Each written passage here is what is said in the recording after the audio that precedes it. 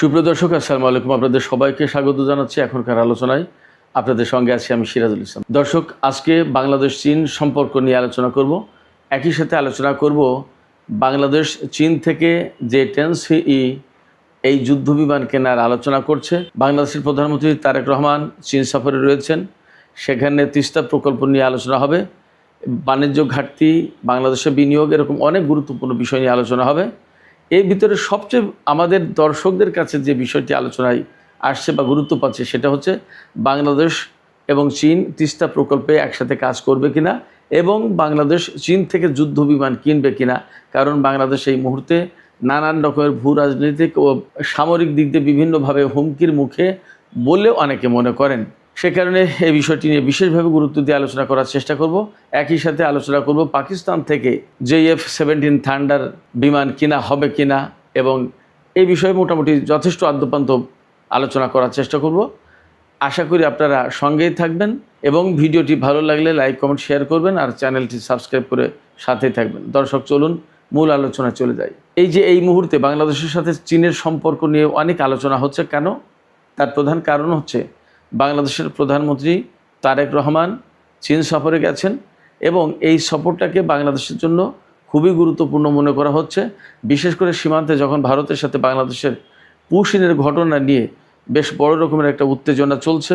এছাড়া ভারতের পশ্চিমবঙ্গের মুখ্যমন্ত্রী শুভেন্দু অধিকারী সহ দেশটির বিভিন্ন থিঙ্ক ট্যাঙ্কের লোকজন যখন বলছেন যে বাংলাদেশের অমুক অমুক অঞ্চল কেটে নেওয়া হবে, বিচ্ছিন্ন করা হবে, ভাগ করা হবে, অমুক এলাকা দখল করা হবে, বাংলাদেশের ভেতরে বিভিন্ন রকমের বিশৃঙ্খলা সৃষ্টি করা হবে, এই সমস্ত নানান রকমের হুমকি যখন দিচ্ছেন, তখন এই সফরটা সংগঠিত হচ্ছে। এবং যেহেতু চীনের সাথে ভারতের আঞ্চলিক এবং আন্তর্জাতিক পর্যায়ে প্রতিযোগিতা আছে, দ্বন্দ্ব আছে এবং সামরিক, রাজনৈতিক, অর্থনৈতিক সব রকমের টানাপোড়েন আছে, সেই কারণে এই বিষয়টা এই মুহূর্তে খুব বেশি আলোচনায় আসছে।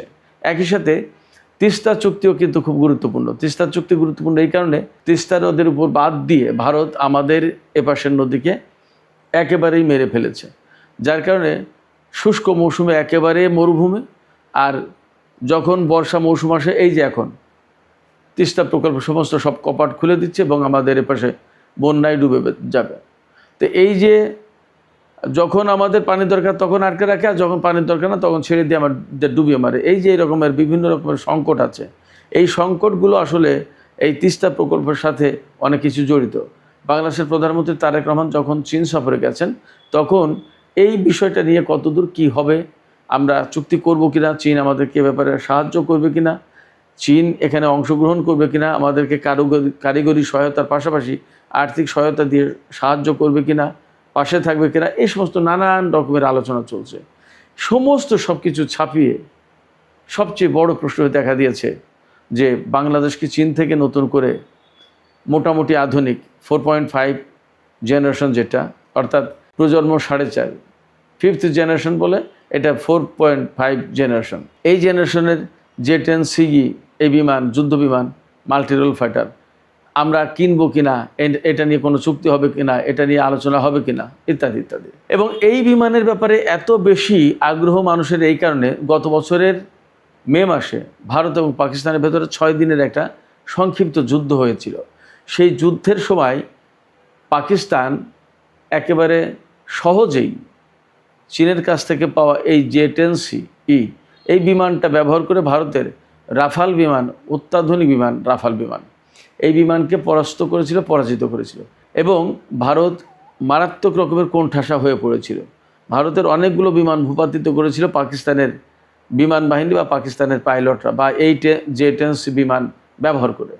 সেই কারণে বাংলাদেশের মানুষ মনে করে যে এই বিমান কিনলে বুঝি আমরা ভারতের মোকাবেলায় বা ভারতের এগেনস্টে আমরা একটা শক্তিশালী অবস্থানে থাকতে পারবো এবং ভারত আমাদের বিমান বাহিনীকে বা আমাদের সামরিক শক্তিকে খানিকটা সমীহ করবে, এইরকম একটা জায়গা থেকে মানুষ প্রত্যাশা করেন। আসলে আমি যা বলি, সবচেয়ে বড় যে কারণ এই রকম প্রত্যাশার, সেটা হচ্ছে যারা এই সমস্ত প্রত্যাশা করে, যারা এরকম চিন্তা করে, তারা প্রত্যেকটা মানুষ বাংলাদেশকে ভালোবাসে। তারা বাংলাদেশের উন্নতি চায়, বাংলাদেশের কল্যাণ চায়, বাংলাদেশ স্বাধীন সার্বভৌম রাষ্ট্র হিসেবে বিশ্বের বুকে বুক উঁচু করে, মাথা উঁচু করে দাঁড়িয়ে থাকুক, দাঁড়াক, এটা চাই। যার কারণে তারা চাই ভারত কেন, যে কোনো দেশের মোকাবেলায় বা যে কোনো দেশের সামরিক সক্ষমতার সামনে যেন আমরা একেবারে দুর্বল, খুব নরম অবস্থানে বা খুব খারাপ অবস্থায় না থাকি, এই প্রত্যাশাগুলোই মানুষের। যার কারণে এই যে আমাকে অনেক দিন ধরে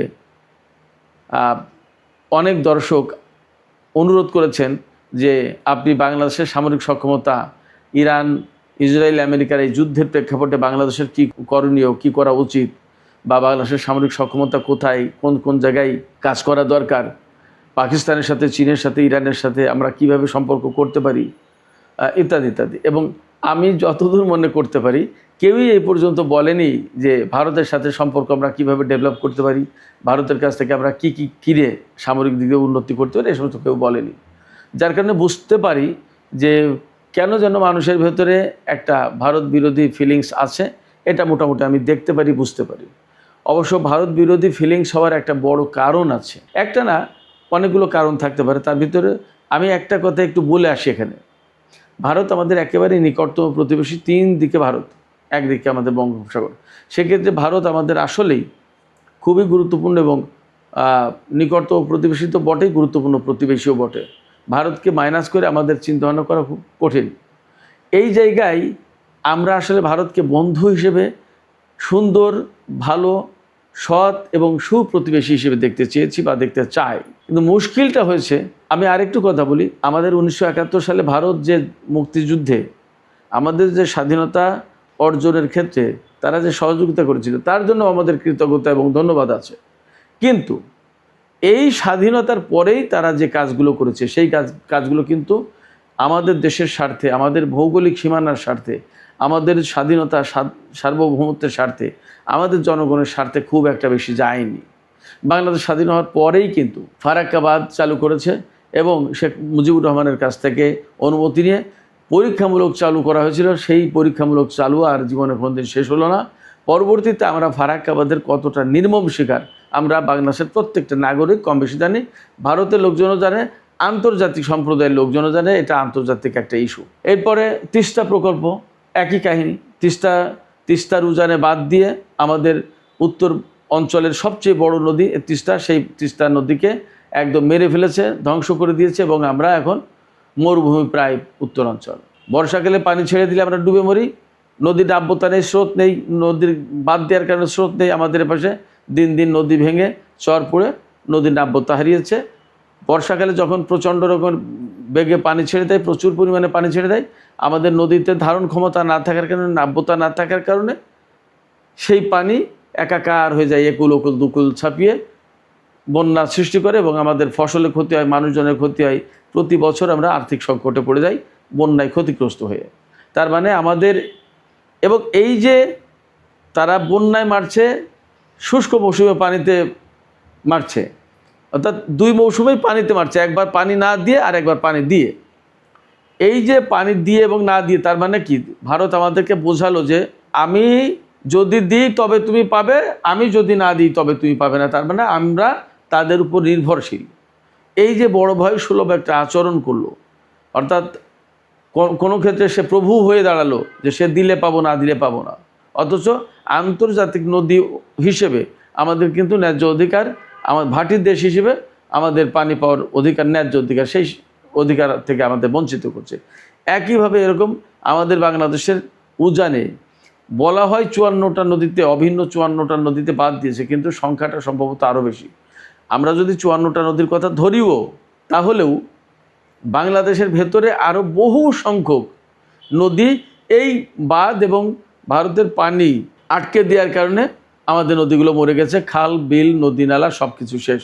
আমাদের এতে মাছের প্রজন্ম, মাছের প্রজাতি নষ্ট হয়েছে, আমাদের ধান ফসল, আমাদের নদীর নাব্যতা, জোয়ার না থাকার কারণে উজানে লবণাক্ত পানি চলে আসছে। আমরা ভূপ্রকৃতি বিভিন্নভাবে, মরুকরণ হচ্ছে, লবণাক্ততা হচ্ছে, বহুভাবে আমরা ক্ষতিগ্রস্ত। জলবায়ু, আবহাওয়াগত সব দিক দিয়ে আমরা ক্ষতিগ্রস্ত এই ভারতের কারণেই। সেক্ষেত্রে বাংলাদেশের মানুষ ভারতকে যদিও বন্ধু ভাবতে চায়, বন্ধু ভেবেছিল, কিন্তু ভারতের কারণেই সেই জিনিসটা নষ্ট হয়ে গেছে। একদম সহজ কথা। এই কথাটা ভারত কখনোই বুঝতে চেয়েছে বলে আমার কাছে মনে হয় না। যাই হোক, এইরকম একটা জায়গা থেকে আমরা তো অনেক অনেক জায়গায় বঞ্চিত। আমাদের এত বৃহৎ প্রতিবেশী, তারা সীমান্তে আমাদের বিজিবি আছে বা বিডিআর ছিল, তাদের বিএসএফ আছে, এর ভেতরেও কাঁটা তারের বেড়া দিয়ে আমাদেরকে ঘেরাও করে ফেলছে। সীমান্তে যে সমস্ত চোরাচালান হয়, সেই চোরাচালানে ফেন্সিডিল, মাদক এ সমস্তগুলো আসার জন্য ভারত ব্যবস্থা করে দেয়, অথচ গরু বা আদার আনতে গেলে কিন্তু আমাদের লোকজনকে হত্যা করে। আমি যদিও চোরাচালান বা অবৈধ কোনো রকমের লেনদেনের আমি পক্ষে কথা বলছি না, কিন্তু গরু চোরাচালান করে আনতে গেলে মানুষ হত্যা করে, অথচ ফেন্সিডিল থেকে শুরু করে বিভিন্ন রকমের মাদক চোরাচালান করে যখন আনা হয় তখন কিন্তু কোনো মানুষকে গুলি করে হত্যা করে না। এই যে প্রবলেমটা, এই প্রবলেমটা আমাদের বাংলাদেশের বেশিরভাগ মানুষ জানে, যার কারণে বাংলাদেশের বেশিরভাগ মানুষের কাছে মনে ভারত বিরোধী একটা ফিলিংস তৈরি হয়েছে এবং এটা এখন জাতীয় পর্যায়ে প্রথিত হয়েছে। এই জায়গা থেকে পাকিস্তানের সাথে সম্পর্ক চাই, চীনের সাথে সম্পর্ক চাই। কেন? শত্রুর শত্রু আমাদের বন্ধু, এরকম একটা থিওরি দাঁড় করায়। ভারতের শত্রু চীন, ভারতের শত্রু পাকিস্তান, অতএব তাদের শত্রু আমাদের বন্ধু হবে, এই একটা ধারণা মোটামুটিভাবে গ্রহণ করে ফেলেছে। যাই হোক, আমি মূল আলোচনা আসি এবার সেই যুদ্ধ বিমান নিয়ে। যুদ্ধ বিমানের যে আলোচনাটা করতে চাই সেটি হচ্ছে, হ্যাঁ, বাংলাদেশ চীনের কাছ থেকে যে 10C এই যুদ্ধ বিমান কিনতে চায়, এ ব্যাপারে অনেকটা আলোচনা এগিয়েছে। বিশেষ করে অন্তর্বর্তী সরকারের আমলে এই বিষয়গুলো নিয়ে অনেকটা কাজ হয়েছিল। বর্তমান যে সরকার, বিএনপির নেতৃত্বাধীন সরকার বা বিএনপির সরকার, এই সময়েও এই আলোচনা এগিয়ে যাচ্ছে। এই আলোচনা বাতিল করা হয়নি, বরং চুক্তিটা কীভাবে টেকনিক্যালি সুন্দরভাবে করা যায় সেইটা নিয়েই আলোচনা হচ্ছে। বর্তমানে যে সফর চলছে প্রধানমন্ত্রীর, এই সফরে এটা খুবই গুরুত্বপূর্ণ এজেন্ডা এবং এই বিষয়ে আলাপ আলোচনা তো হবেই। চুক্তি যদি নাও হয় তাহলে চুক্তির খুব কাছাকাছি চলে যাবে, এরকম একটা ব্যাপার। সেক্ষেত্রে বাংলাদেশ 20টা থেকে 24টা যে 10C বিমান কেনার চিন্তা করছে, এরকম তথ্য। এই বিমান যদি আমরা কিনতে পারি তাহলে নিশ্চয়ই আমাদের বাংলাদেশে এই পর্যন্ত বাংলাদেশের হাতে যে সমস্ত যুদ্ধ বিমান আছে তার ভিতরে সবচেয়ে সক্ষম, ক্ষমতা সম্পন্ন বিমান হবে এই যে 10C বিমান। এটা 4.5 জেনারেশনের, অর্থাৎ চতুর্থ প্রজন্মের যে বিমান তার চেয়ে উপরে, পঞ্চম প্রজন্মের চেয়ে নিচেই। এটা অনেক ভালো বিমান। এই বিমানগুলো প্রতিটি বিমানের দাম পড়বে প্রায় 730 কোটি টাকা করে, শুধু একটি বিমানের দাম। পূর্ণাঙ্গ প্যাকেজ যদি নেওয়া হয় তার ভিতরে প্রশিক্ষণ থাকে, পাইলটদের প্রশিক্ষণ, স্পেয়ার পার্টসের দাম থাকে, এরপরে আরও বিভিন্ন রকমের প্রশিক্ষণ, নানা রকমের সার্ভিস, আদার ইস্যু থাকে এখানে। সেগুলো সব কিছু মিলিয়ে যদি 20টি যে 10C এই বিমান কেনা হয় তাহলে তার দাম পড়বে প্রায় 15,000 কোটি টাকা। তো এই বিমান কেনা মানেই বাংলাদেশের বিমান বাহিনী একেবারে দারুণভাবে শক্তিশালী হয়ে উঠবে এবং আধুনিক হয়ে যাবে। এর পাশাপাশি যদি পাকিস্তান থেকে আপনার JF-17 থান্ডার এই বিমান কেনে তাহলে আরও আধুনিকায়নে আরও খানিকটা এগিয়ে গেল। তার যে 10C কিন্তু উন্নত বিমান, JF-17 যেটা পাকিস্তানের কাছ থেকে কেনা হবে তার চেয়ে কিন্তু যে 10C বিমানটা আরও বেশি শক্তিশালী এবং উন্নত, দামও বেশি, দামও প্রায় ডাবল। পাকিস্তানের একটা বিমান প্রায় 365 কোটি টাকা মতো পড়বে, আর সেখানে যে 10C পড়বে 730 কোটি টাকা, প্রায় ডাবল। তো সেক্ষেত্রে শক্তির তুলনায় JF-17 থান্ডারের চেয়ে যে 10C যে ডাবল তা কিন্তু বলা যাবে না, কিন্তু অবশ্যই যে 10C উন্নত। এই দুই বিমান থাকলে যা দাঁড়াচ্ছে, যে JF-17 এটাও কিন্তু চীনা প্রযুক্তির, পাকিস্তানে অ্যাসেম্বল করা, পাকিস্তানে তৈরি, চীন এবং পাকিস্তান মিলে করেছে এটা। আর যে 10C এটা কমপ্লিটলি চীনের। তার মানে এই দুই ধরনের বিমান যদি বাংলাদেশে আসে তাহলে দুটো জায়গায় চীনের প্রযুক্তি, চীনা ছোঁয়া কিন্তু আছে। তো সেই জায়গা থেকে এই দুই রকমের বিমান যদি গোটা 50 বাংলাদেশের হাতে আসে তাহলে বেশ খানিকটা শক্তিশালী হয় বাংলাদেশের বিমান বাহিনী। বাংলাদেশের বিমান বাহিনীর হাতে এবং তো যতদূর জানা যায় প্রায় 79-80টি যুদ্ধ বিমান আছে। তার ভিতরে আমাদের এখন পর্যন্ত যে বিমান আমাদের হাতে আছে যুদ্ধ বিমান, তার ভিতরে সবচেয়ে ভালো বিমান হচ্ছে MiG-29। এই MiG-29 পরে যে বিমান সেটা হচ্ছে যে F-7 বিজি। তো এই F7 সিরিজের যে বিমানগুলো, এই বিমানের মডেল কিন্তু তৈরি হয়েছে 1960-65 সালের দিকে। সেই বিমান আমরা কিনেছি 2011 সালে চুক্তি হয়েছে, 2013 সালে কিনেছি চীনের কাছ থেকে বেশ কিছু বিমান। তো MiG-29 পরেই এই যে F7 সিরিজের বিমান আমাদের হাতে আছে। আমাদের হাতে আছে রাশিয়ার তৈরি বা আরও বিভিন্ন জায়গার হেলিকপ্টার, তারপরে মার্কিন হারকিউলিস বিমান, পরিবহন বিমান যেটা, এরকম বিভিন্ন দেশের বিমান আছে। তবে আমাদের যুদ্ধ বিমান মূলত রাশিয়া এবং চীনের তৈরি বিমান। তো এই পর্যায়ে আমাদের বিমান বাহিনীকে যদি সত্যি আধুনিকায়ন করতে হয়, আধুনিক করতে হয়, শক্তিশালী করতে হয়, তাহলে এই সমস্ত বিমান কেনার কোনো বিকল্প নেই। সেক্ষেত্রে বাংলাদেশ সরকার যখন উদ্যোগ নিয়েছে এবং এ ব্যাপারে দুই দেশের সাথেই আলোচনা চলছে, তাতে নিশ্চয়ই আমরা একটা ভালো অবস্থায় যাব এবং এই চুক্তি হবে, এমনটা আমরা আশা করতেই পারি। এখানে কয়েকজন দর্শক প্রশ্ন করেছেন, সেই প্রশ্নগুলোর একটু জবাব দিই। প্রথম একজন প্রশ্ন করেছেন যে আমরা এই ধরনের বিমান কিনতে গেলে ভারতের আপত্তি কেন, বা আপত্তি থাকা উচিত কিনা, বা আপত্তি করবে কেন। আমি মনে করি যে যেহেতু বাংলাদেশ স্বাধীন সার্বভৌম দেশ, আমরা কার কাছ থেকে কী কিনবো সেটা আমাদের সম্পূর্ণ নিজস্ব ব্যাপার। এখানে কারোর আপত্তি থাকা উচিত নয়, এটা সৎ প্রতিবেশী সুলভ আচরণ নয়। ভারত রাশিয়ার কাছ থেকে না আমেরিকার কাছ থেকে না ফ্রান্সের কাছ থেকে কার কাছ থেকে কী কেনে, এটা যেমন আমরা দেখি না, তেমনি আমরা কার কাছ থেকে কী কিনছি এটা ভারতের দেখা উচিত না। এটা কোনোভাবেই নীতিগত দিক দিয়ে সমর্থন করা যায় না। ফলে আমি এই দর্শকের প্রশ্নের সাথে সম্পূর্ণভাবে একমত। বাংলাদেশ চীন সম্পর্ক নিয়ে একটু আলোচনা করতে বলেছেন। আমি আপনাদেরকে খুব সহজে এবং সংক্ষেপে যে কথা বলতে চাই সেটি হচ্ছে, চীন বাংলাদেশের সাথে যথেষ্ট ভালো সম্পর্ক রাখে। এবং আমি আপনাদেরকে বলি, বাংলাদেশ স্বাধীন হওয়ার পরে বাংলাদেশের স্বাধীনতার সার্বভৌমত্বকে কিন্তু চীন প্রথমে স্বীকার করেনি, স্বীকৃতি দেয়নি। 1975 সালের 15ই আগস্টের আগ পর্যন্ত বাংলাদেশকে রাষ্ট্রীয়ভাবে স্বীকৃতি দেয়নি চীন। 1975 সালের 15 আগস্ট যখন শেখ মুজিবুর রহমান মারা যান, তারপরে 31শে আগস্ট বাংলাদেশকে স্বীকৃতি দেয় চীন। এবং 1976 সালে প্রেসিডেন্ট জিয়াউর রহমান রাষ্ট্র ক্ষমতায় আসার পরে বা রাষ্ট্র পরিচালনার দায়িত্ব পাওয়ার পরে সর্বপ্রথম তিনি চীন সফর দিয়ে কিন্তু শুরু করেছিলেন। চীন সেই জায়গা থেকে বাংলাদেশের একটা অকৃত্রিম বন্ধু বা বিএনপির অকৃত্রিম বন্ধু একথা বলা যায়। এবং এই স্বীকৃতি বা এই যে সম্পর্ক প্রতিষ্ঠা হলো 1975 সালের 31 আগস্ট, তারপর থেকে কিন্তু চীনের সাথে আমাদের সবসময় ভালো সম্পর্ক ছিল এবং চীন কিন্তু আমাদের পাশে সবসময় বন্ধু হিসেবেই থেকেছে।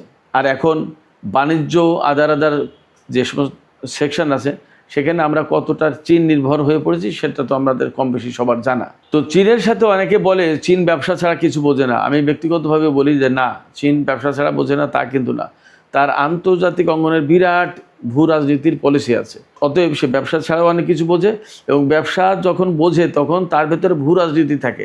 তার মানে আমার সাথে ব্যবসা করবে কি করবে না, আমার সাথে সুবিধা কোথায় অসুবিধা কোথায়, এগুলো তার যেমন বিবেচনা থাকে, তেমনি চীন বিশ্বস্ত বন্ধু হিসেবে অনেক দেশের পাশেই দাঁড়ায়। এটা পৃথিবীর নজির আছে। এই যে ইরানের সাথে যে ইসরায়েল এবং আমেরিকার যুদ্ধ, সেখানে কিন্তু চীন তার পাশে বিশ্বস্ত বন্ধু হিসেবে দাঁড়িয়েছে। এটা কিন্তু গুরুত্বপূর্ণ ব্যাপার, বিপদে পাশেই থাকে। এই জায়গা থেকে আমরা চীনের সাথে যে সম্পর্ক রাখি সেই সম্পর্ক আরও দিন দিন বাড়ানো উচিত বলে আমি মনে করি। আরেকজন প্রশ্ন করেছেন বিগত সরকারের সাথে চীনের সম্পর্ক। হ্যাঁ, চীনের সাথে বিগত সরকারেরও সম্পর্ক ছিল, কিন্তু চীনের সাথে বিগত সরকারের সম্পর্ক আর এখনকার সরকারের সম্পর্কের ভেতরে নীতিগত বিভিন্ন দিক দিয়ে পার্থক্য হবে। বিগত সরকার আসলে সবাইকে সন্তুষ্ট রেখে নিজের কাজ সিদ্ধি করতে চেয়েছিল, নিজে ক্ষমতায় থাকতে চেয়েছিল। বাস্তব কথা হচ্ছে যে এইভাবে আসলে থাকা যায় না, সবাইকে সন্তুষ্ট করে একটা পর্যায়ে থাকা যায় না। কোথাও না কোথাও গিয়ে আপনাকে একটা সাইড নিতেই হবে। সবার সাথে ভালো সম্পর্ক রাখার চেষ্টা করা উচিত, কিন্তু কোথাও না কোথাও গিয়ে আপনাকে একটা অবস্থান নিতে হবে, এটা বাস্তবতা। যেমন এই মুহূর্তে আমেরিকা আমাদের সাথে ভালো সম্পর্ক চাই, ভারত চাই, রাশিয়া চাই, জাপান চাই, চীন চাই, সবাই চায়, পাকিস্তান চায়। এখন আমরা কার সাথে কোন মাত্রায় সম্পর্ক করব, এই জায়গায় আমাদের পররাষ্ট্রনীতি থেকে এটা ঠিক করতে হবে। এবং এই জায়গায় আমি বলি, এখানে আমাদের শক্তিশালী থিঙ্ক ট্যাঙ্ক থাকার দরকার। এই থিঙ্ক ট্যাঙ্ক না থাকলে আসলে আমরা অনেক কিছু বুঝতে পারবো না, গবেষণা করতে পারবো। গবেষণা না হলে এগুলো হয় না। পৃথিবীর বহু দেশের এরকম থাকে, একেবারে শব্দ ধরে ধরে দেশ না, শব্দ ধরে ধরে থিঙ্ক ট্যাঙ্ক থাকে। আমরা হয়তো সেই পর্যায়ে যেতে পারবো না, অন্তত দেশ ধরে, অঞ্চল ধরে আমরা থিঙ্ক ট্যাঙ্ক গঠন করা উচিত এবং এ নিয়ে প্রচুর কাজ করা উচিত। আমাদেরকে আসলে পিছিয়ে পড়ে থাকলে চলবে না এবং দুর্বল ভাবলে, গরিব ভাবলে চলবে না। আমাদেরকে সামনে এগিয়ে যেতে হবে এবং খুব স্ট্রংলি এগিয়ে যাওয়ার চেষ্টা করতে হবে। এই জন্য যেমন সামরিক সহযোগিতা দরকার, চুক্তি দরকার, শক্তি অর্জন করা দরকার, তেমনি রাজনৈতিক, তেমনি ডিপ্লোমেসি, তেমনি আন্তর্জাতিক সম্পর্ক বিশ্লেষণ এবং আন্তর্জাতিক সম্পর্ক বিশ্লেষণের ক্ষেত্রে আমাদের থিঙ্ক ট্যাঙ্ক থাকা দরকার। এটা অপরিহার্য। মধ্যপ্রাচ্যের সাথে, ইরানের সাথে, সৌদির সাথে, কাতারের সাথে, পাকিস্তানের সাথে, কোন দেশের সাথে আমাদের কীরকম সম্পর্ক হবে, কোথায় কম, কোথায় বেশি, কোথায় এগোবো, কোথায় পিছাবো, এভরিথিং আমাদেরকে ডিসকাস করতে হবে, গবেষণা করতে হবে এবং সেই অনুযায়ী পলিসি নির্ধারণ করতে হবে। আর এক ভাই প্রশ্ন করেছেন যে বাংলাদেশ ইরান সামরিক সম্পর্ক করতে পারে কিনা, বা ইরানের কাছ থেকে আমরা কীভাবে সামরিক সহায়তা বা সম্পর্ক করতে পারি, নিতে পারি সহায়তা। এই মুহূর্তে ইরানের কাছ থেকে সামরিক সহায়তা নেওয়া কঠিন। এই কারণে বলবো যে এখনও তো নিষেধাজ্ঞা পুরোপুরি উঠে যায়নি। তেল সংক্রান্ত যে নিষেধাজ্ঞা সেইগুলো উঠেছে। এই আলোচনা এবং এক পর্যায়ে যদি চূড়ান্ত চুক্তি হয়, হয়তো তখন ইরান মুক্তভাবে সমস্ত সব কিছু করতে পারবে। তখন আমরা নিষেধাজ্ঞা মুক্ত ইরানের সাথে আমরা অনেক কিছু করতে পারবো এবং এই জায়গায় আমরা করতে চাই কিনা সেটা আগে নির্ধারণ করতে হবে। কারণ মধ্যপ্রাচ্যের রাজনীতির সাথে অনেকগুলো হিসাব বিকাশ, শিয়া সুন্নির প্রশ্ন আছে। সৌদি আরব, পাকিস্তান, তুরস্ক, ইরান সবাই এক একটা প্লেয়ার। সংযুক্ত আরব আমিরাত, ভারত, ইসরায়েল, আমেরিকা, নানামুখী। আমরা 1994 সালে বেগম খালেদা জিয়া প্রথমবার সরকারে তিনি যখন প্রধানমন্ত্রী, তখন ইরানের প্রেসিডেন্ট হাশেমি রাফসানজানি ছিলেন বাংলাদেশে। ইরানের পক্ষ থেকে প্রস্তাব দেওয়া হয়েছিল যে আমরা একটা রিফাইনারি, তেল রিফাইনারি করে দিতে চাই, কিন্তু বাংলাদেশ তখন নিতে পারেনি আমেরিকার চাপে। কেমন? তো আমেরিকার চাপ যখন আমরা বিবেচনায় নিই, তখন তো আমরা অনেক কিছু করতে পারবো না। কিন্তু এটা পরিবর্তিত বিশ্ব। এই যে ইরানের সাথে যে যুদ্ধটা হলো, সেই যুদ্ধের মধ্য দিয়ে নতুন করে বিশ্ব ব্যবস্থা পরিবর্তিত হয়ে যাবে এবং এটা হবেই। তো সেই জায়গায় আমরা কীভাবে অ্যাডাপ্ট করবো এবং এই পলিসির সাথে নিজেদেরকে খাপ খাওয়াবো, এই ধারায় আমরা নিজেদেরকে যুক্ত করবো, এগুলো সব গবেষণার ব্যাপার। থিঙ্ক ট্যাঙ্কে আলোচনা হয়, সেইভাবে সরকারকে পলিসি দিতে হবে, সরকার সেইগুলো ইমপ্লিমেন্ট করবে। এজন্য অনেক কিছু প্রতিষ্ঠা করা দরকার। আসলে আমাদের এই ভাবনা চিন্তা থিঙ্ক ট্যাঙ্ক দরকার হবে, গবেষণা সেল দরকার। তো ইরান থেকে আমরা নিতে পারি কিছু কিছু ন্যায়ও, ইরান থেকে হয়তো খুব সামান্য মাত্রায় কিছু কিছু গোলা বারুদ এই সমস্ত ন্যায়। তা আমরা আরও অনেক কিছু নিতে পারি এবং ইরানের কী সামরিক সক্ষমতা সেটা তো আমরা কম বেশি দেখলাম। বিশেষ করে ড্রোন প্রযুক্তি তো নিতেই পারি। তো সেই নেয়াটা আমেরিকা বা আদার যে সমস্ত প্লেয়ার আছে তাদের সাথে আমরা কীভাবে কি ডিপ্লোমেসি মেনটেন করবো, তাদের সাথে সম্পর্ক ধরন, তাদের সাথে কি টানাপোড়েন সৃষ্টি হবে কি হবে না, বা আমাদের লাভ ক্ষতি কোথায়, আমরা কতটুকু স্বাধীনভাবে আমাদের পলিসি ইমপ্লিমেন্ট করতে পারবো, এগিয়ে নিয়ে যেতে পারবো, এগুলো সবই আলোচনার বিষয়। এগুলো ভাবনা চিন্তা করেই সামনে আগানো উচিত। তো সুপ্রিয় দর্শক, আসলে এটা নিয়ে দীর্ঘ বিস্তারিত এবং অনেকগুলো সিরিজ আলোচনা করা দরকার, তাহলে হয়তো শেষ করা যাবে। এই সমস্ত এত অল্প সময়ে সব কথা বলা সম্ভব হলো না। তো আমি এখনকার আলোচনা এখানে শেষ করতে চাইছি। যদি পারি প্রয়োজনে কাল পরশু যে করে একদিন হয়তো আমি একটা লাইভে আরও দীর্ঘ আলোচনা করব আপনাদের সাথে। আশা করি আপনারা সে পর্যন্ত ভালো থাকবেন। আর যাবার আগে আমি আপনাদেরকে একটা প্রশ্ন করতে চাই, আপনাদের মতামত কি জানতে চাই, যে আসলে চীনের সাথে বাংলাদেশের সম্পর্ক কোন মাত্রায় যাওয়া উচিত। আপনাদের মতামত কমেন্টে জানাতে পারেন এবং আশা করি আপনাদের এই মতামত সরকারের কাছেও পৌঁছাবে। তো সুপ্রিয় দর্শক, এখনকার আলোচনা আমি এখানে শেষ করতে চাইছি। দর্শক, এতক্ষণ সঙ্গে থাকার জন্য আপনাদের সবাইকে ধন্যবাদ। আবারও বলি, টক উইথ সিরাজের সাথেই থাকুন। বিশ্ব রাজনীতির খুঁটিনাটি বিশ্লেষণ বোঝার চেষ্টা করুন। সবাইকে অনেক অনেক ধন্যবাদ। আল্লাহ হাফেজ।